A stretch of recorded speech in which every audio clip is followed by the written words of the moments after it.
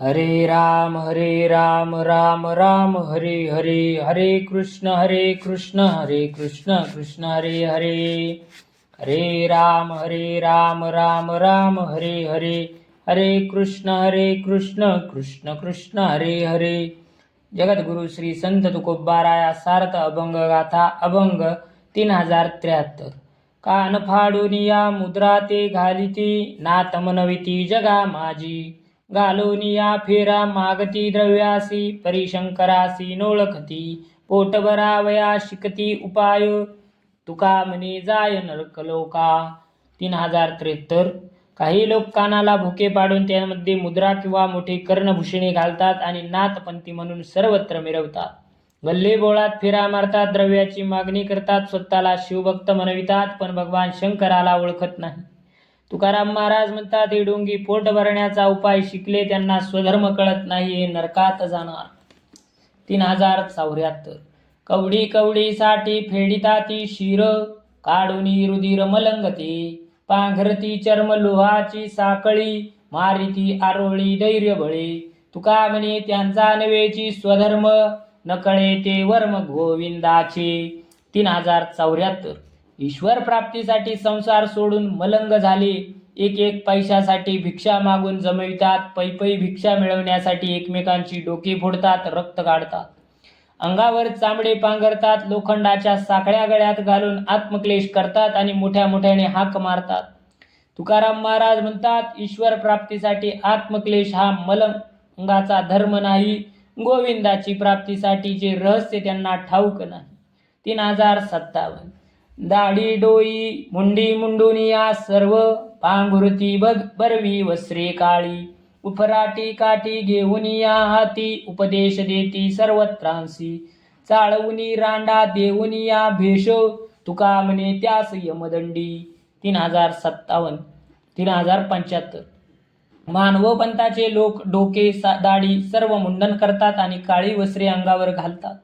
हातात उलटी काठी घेऊन सर्वांना उपदेश करतात. हे उपदेशक अडाणी स्त्रिया, अज्ञानी मुले यांना भुलवून त्यांना काळ्या वस्त्राचा वेश घ्यायला लावतात व ते मानव पंथाचा प्रचार करतात. ते यमाकडून दिलेली शिक्षा भोगतात. 3076. होऊनी जंगम विभूती लाविती, शंख वाजविती घरोघरी. शिवाचे निर्माल्य तीर्थान सेविती, घंटा वाजविती पोटासाठी. तुका म्हणे त्यांची नाही शिवभक्ती, व्यापार करीती संसाराचा. 3057. हे शिवभक्त अंगाला भस्म लावून घरोघरी जाऊन शंख फुंकतात, भिक्षा मागतात, स्वतःला जंगम म्हणवितात. शिवशंकराचे निर्माल्य तीर्थ यांचे सेवन करीत नाहीत, त्यांना त्याबद्दल आदर नसतो. पोटासाठी भिक्षा मागताना दारोदारी घंटा मात्र वाजवितात.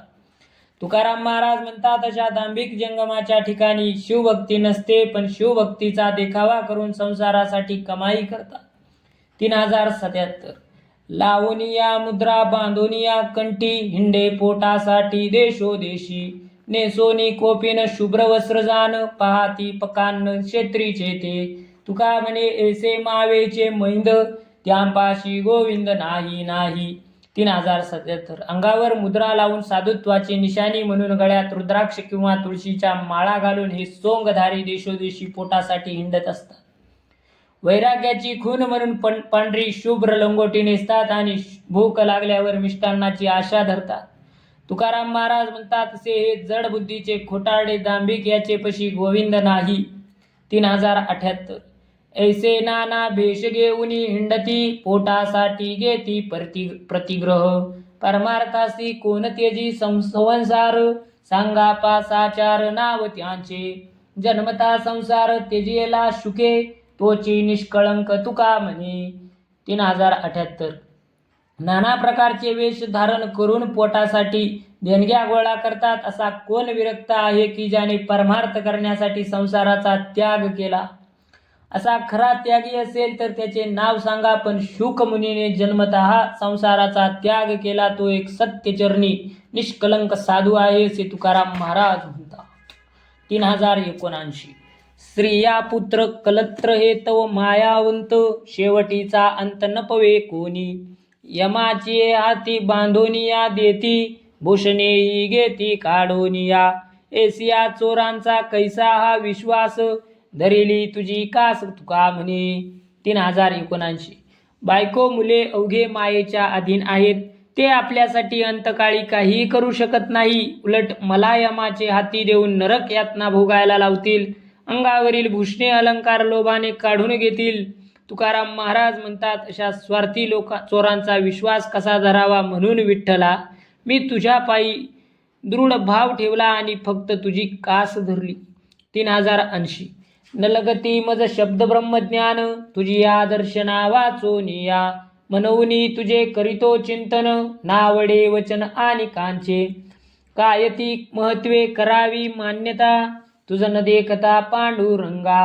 तुका म्हणे तुझ भेटल्या वाचून, न राये त्याहुनी होईन वेडा. 3080.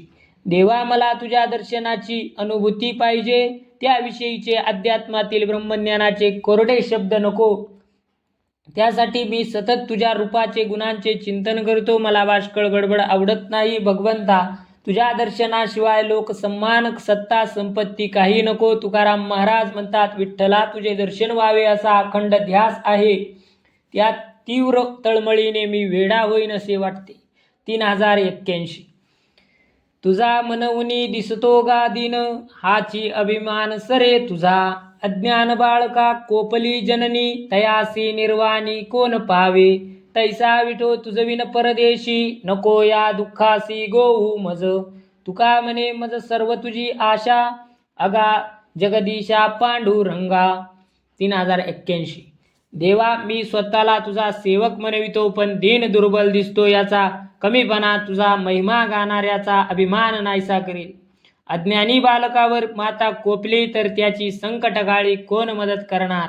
विठ्ठला, तुझ्या विना मी परदेशी झालो आहे. मला या भवदुःखात अडकू नकोस. तुकाराम महाराज म्हणतात, अगा जगदीशा पांडुरंगा, मला सर्वोत्परी तुझी आशा आहे. 3082. आता माझ्या दुःखा कोण हो सांगाती, रखुमाईचा पती पावेची ना. काय विधात्याने घातली से रेखा, सुटका या दुःखा न होयची. तुका म्हणे माझी विसरू नको चिंता, अगा पंढरीनाथा पाव वेगी. 3082. आता या दुःखाने भरलेल्या वेळी माझ्या दुःखात कोण सहभागी होणार. कारण रखुमाईचा पती मला अजून पावत नाही. विधात्याने माझ्या दैवात दुर्भाग्याची कसली रेषा घातली की ज्यामुळे या दुःखातून माझी सुटका होत नाही. तुकाराम महाराज म्हणतात, माझी चिंता करण्याचे विसरू नका. पंढरीनाथा, भक्ताच्या सहाय्यासाठी उभा आहेस तेव्हा वेगाने धावत या. 3083. जन्म मृत्यू फार झाले माझ्या जीवा, एक माझा दावा पांडुरंगा. सिनलो बहुत करिता येरझार, रखुमाईच्या वरा पावे वेगी. तुका म्हणे तुगा पतित पावन, घेई माझा शीन जन्मांतर. 3083.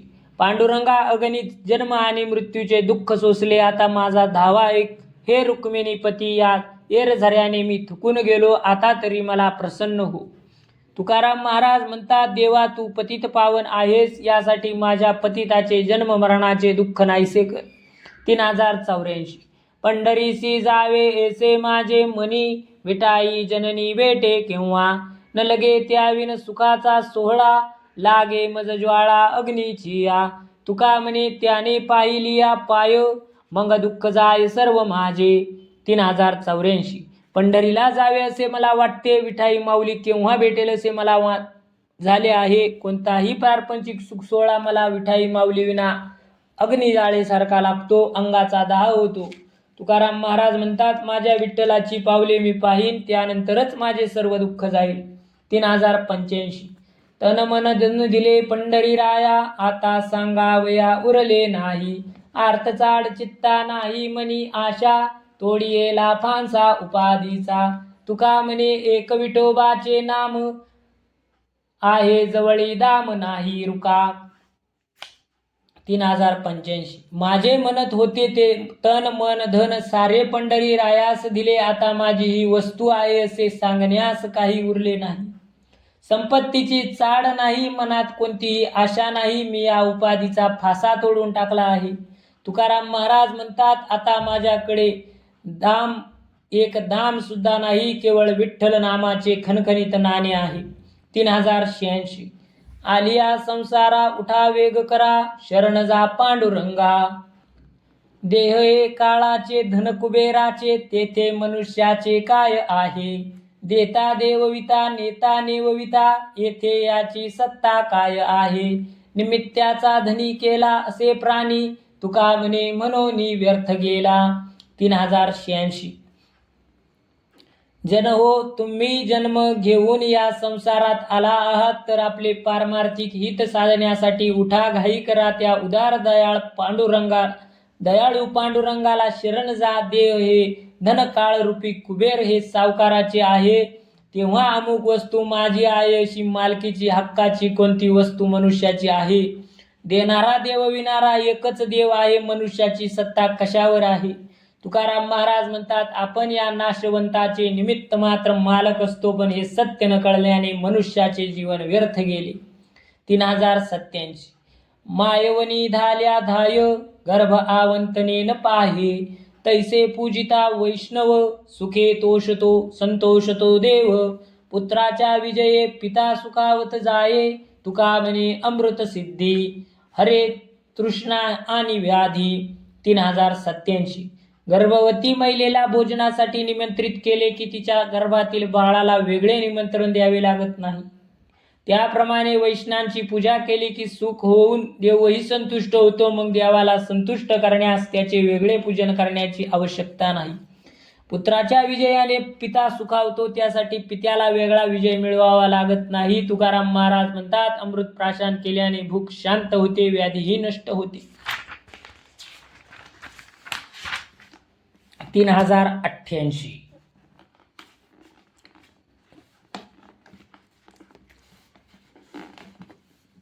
तुझे अंगभूत आम्ही जाणतो, समस्त एरा वाटतसे जना. गुडारसे नारायणा, ठावा थारा मारा घरची या सवन चोरा. तुका म्हणे भेदा भेद करोनी करीतसे वाद. 3088.